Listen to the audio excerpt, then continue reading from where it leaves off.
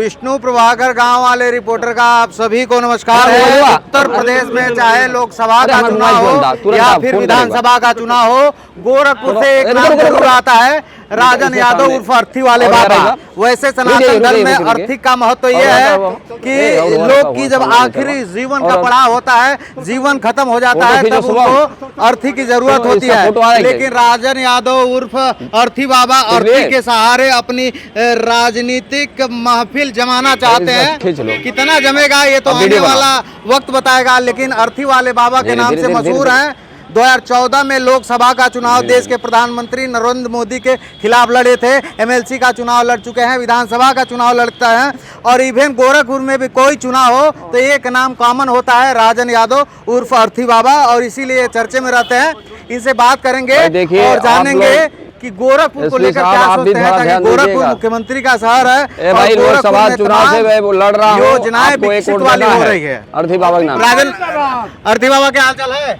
मैं ठीक है। लोग जीवन लीला खत्म करके अर्थी पे चढ़ते हैं, आप जीते जी चढ़ गए हैं। ये लोकतंत्र का जनाजा है, ये भ्रष्ट व्यवस्था का जनाजा है। अच्छा। ये जितने भ्रष्ट सांसद सदन में गए उन्हीं का जनाजा है। तो ये कैसे मान ले आप जीतने के बाद आप भ्रष्ट नहीं होंगे? देखिए, मैं उससे पहले संघर्ष करते आ रहा हूँ। मैं नदी में 50-50 दिन अनशन करता हूँ। अच्छा। मैं गन्ना भुगतान के लिए चौरी चौरा में 50 दिन अनशन किया हूँ। अच्छा। यहाँ शमशान घाट बने उसके लिए कार्यक्रम किया, एम्स के लिए जल सत्याग्रह किया। हाँ। फर्टिलाइजर के लिए आवाज उठाया। अच्छा। 2009 से ही मेडिकल कॉलेज के लिए यहाँ ईडीएम कार्यालय पे मैं लाठी खाया, कोई आज तक सांसद नहीं लाठी खाया है। हाँ। तो देखिए, हम तो हमेशा संघर्ष किए हैं, और अभी तो मोबाइल की इनकमिंग बंद हो गई है, उसकी भी आंदोलन कर रहा हूँ। अच्छा। और ये बैंक से जो पैसा गरीबों की कटौती होती है उसको भी मुझे माफ करना। आप लड़ते हैं और जनता आपकी ईमानदारी को समझ क्यों नहीं पाती है? देखिए, जनता बार बार जब ठोकर खाती है तो एक बार वो भी समझ में आता है। तो हर नेता वैसे ही चुनाव जैसे नहीं जीतते हैं। हाँ। वैसे ही जनता बार बार जब एक बार धोखा कोई देगा तो कभी न कभी उनको समझ में आएगा। क्या विजन है गोरखपुर को लेकर, क्या सोचते हैं? ताकि कहा जाता है मुख्यमंत्री का शहर है, यहाँ तो तमाम योजनाओं का बाढ़ लगा हुआ है, विकास की गंगा बह रही है। भाजपा के बड़े बड़े नेता कहते हैं, खुद मुख्यमंत्री योगी आदित्यनाथ कहते हैं, यहाँ गोरखपुर में जितने हॉस्पिटल, प्राइवेट हॉस्पिटल हैं, ये आम जनता को लूट रहे हैं। किसी पे भी इनका लगाम नहीं है। अच्छा। ये हॉस्पिटल और मनमानी अपना इलाज कर रहे हैं, जिस मरीज को चाहे मार देंगे, जिससे चाहे जितना वसूल लेंगे। एम्स बना है, अभी तक कोई कुछ सुविधा नहीं है उसमें। हाँ। और मेडिकल कॉलेज है, अभी पूरी सुविधा नहीं है। सारे मेडिकल कॉलेज के डॉक्टर प्राइवेट प्रैक्टिस कर रहे हैं। आज का जो दौर है, ब्रांडिंग वाला दौर है, स्टार प्रचारक वाला दौर है। एक तरफ एनडीए है, दूसरी तरफ इंडिया गठबंधन है। इस बीच में जो है अर्थी बाबा तो छिटा जाएंगे।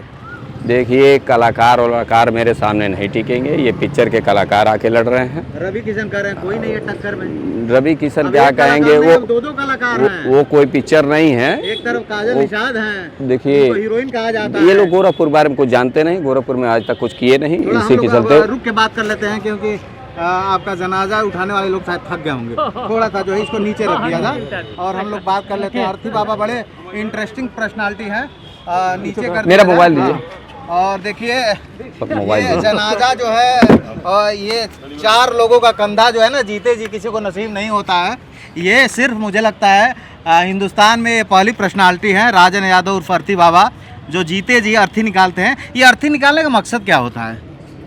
देखिए, ये लोकतंत्र का जनाजा है, ये भ्रष्ट व्यवस्था का जनाजा है। मैंने बोला है कि जो भी सांसद चुनाव जीत के जाता है सदन में, तो वो आम जनता की बात नहीं करता है, वो एक दूसरे के परिवारवाद की बात करता है, एक दूसरे नेताओं को आलोचना करता है, जो कि आम जनता बहुत समस्या में है।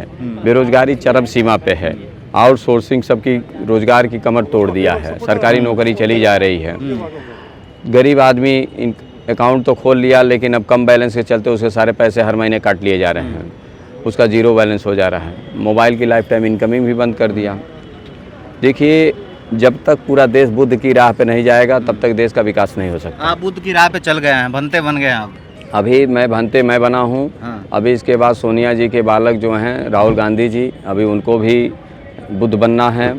अभी मुलायम सिंह के लड़के अखिलेश जी को भी बुद्ध बनना पड़ेगा। अभी लालू जी के लड़के तेजस्वी, तभी ये लोग चुनाव जीतेंगे। ये सब विपक्ष के जितने नेता सब चुनाव हार जाएंगे, क्योंकि मोदी जी से अगर टक्कर देना है तो बुद्ध की राह पे चलना होगा। योगी बाबा तो कहते हैं कि संतों के आगे कोई टिकने वाला नहीं है। उत्तर प्रदेश जो है सनातन और संतों का नगर है। संतों के अनुयायी हैं, लेकिन बुद्ध से ज़्यादा अनुयायी नहीं हैं। बस यही है कि विपक्ष के सारे नेता इन्हीं के अंडर में घूम रहे हैं, इसीलिए ये भी चुनाव हार रहे हैं। क्या ये वोट पाने की स्ट्रेटेजी तो नहीं है, भंते बन गए हैं आप इस रूप में दिख रहे हैं? देखिए, बुद्ध कोई स्ट्रेटजी नहीं होती है, बुद्ध का मतलब होता है विज्ञान। बुद्ध जी ने साइंस का निर्माता हैं, उन्होंने ही पढ़ाई का समझ लीजिए आविष्कारक हैं, उन्होंने सर्च किया, बाकी ये लोग रिसर्च करते हैं। इसीलिए मैं चाहता हूँ सबको बुद्ध की राह पे जाना। बुद्ध की राह का मतलब बुद्धम शरणम गच्छामि का मतलब होता है बुद्ध की शरण में, बुद्धि के शरण में, ना कि हवाई के शरण में। देखिए, पूरा देश जादू की बात करता है, जादू से किसी का घर का इलाज नहीं हो सकता, डॉक्टर इलाज करता है। बिना आप जहाज से जाते हो बुद्ध की कमाल है, कोई उड़न खटोला से नहीं जाता है, लेकिन बात उड़न खटोला वाले बहुत करते हैं। तो वही हाल है। तो ये देश का कितनी कामयाबी मिल पाएगी अर्थी बाबा को गोरखपुर में? ताकि पूर्व की बात करें, लगातार आप चुनाव लड़े हैं और लगातार हारे हैं, चुनाव हारने का रिकॉर्ड ही बना दिए हैं आप। देखिए, जो हारता है वो एक बार जीतता है। ये बड़े बड़े नेता जी भी हारे हैं, मायावती जी भी हारी हैं, मुलायम सिंह भी हारे हैं, सभी लोग बड़े बड़े नेता लोग हारे हैं। तो जो एक बार हारता है वो एक बार जीतता भी। क्या विजन है गोरखपुर को लेकर, क्या सोचते हैं गोरखपुर में? ताकि कहा जाता है गोरखपुर बहुत विकसित हो रहा है, यहाँ विकास की गंगा बह रही है, तो आखिर क्या दिक्कत हो गई कि आप जो है चुनाव लड़ना चाह रहे हैं?